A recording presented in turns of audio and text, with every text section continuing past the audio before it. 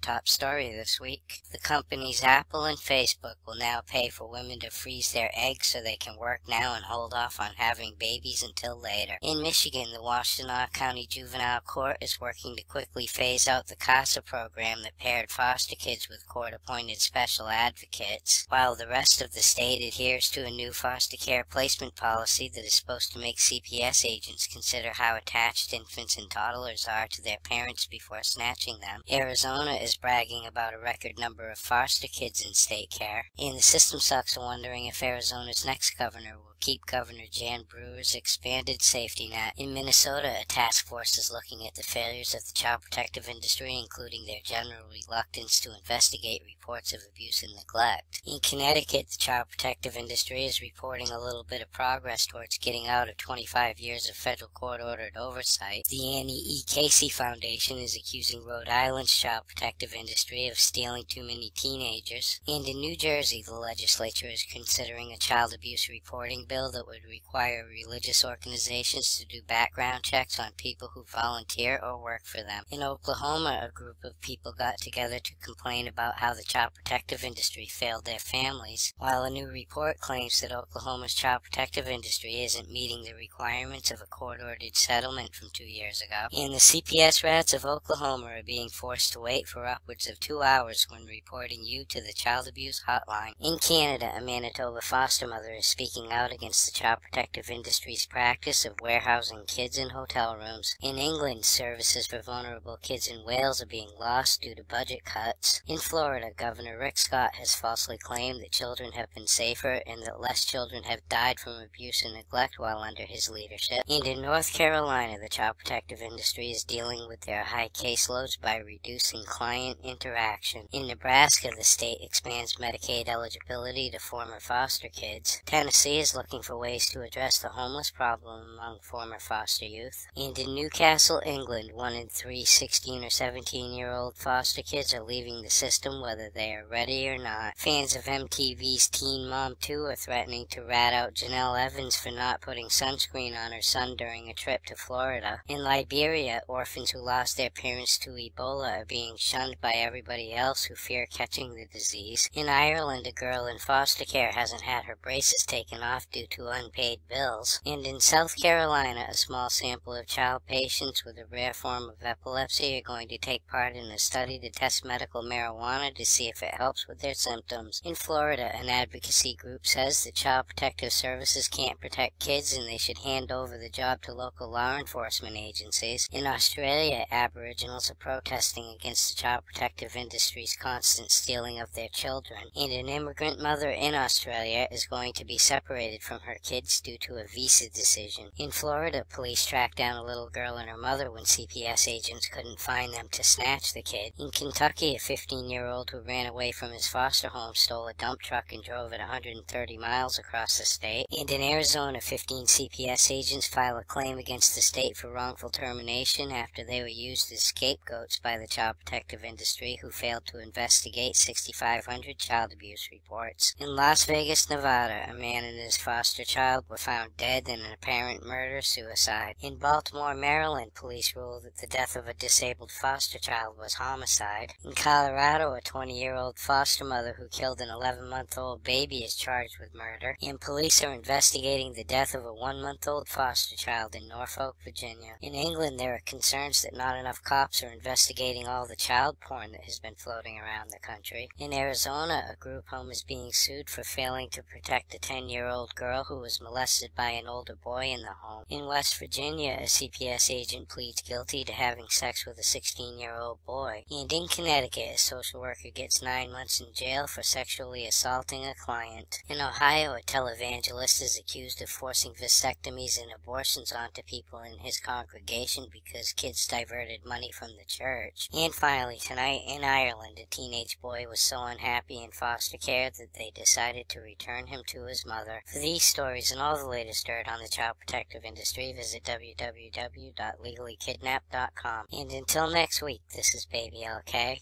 Over and out.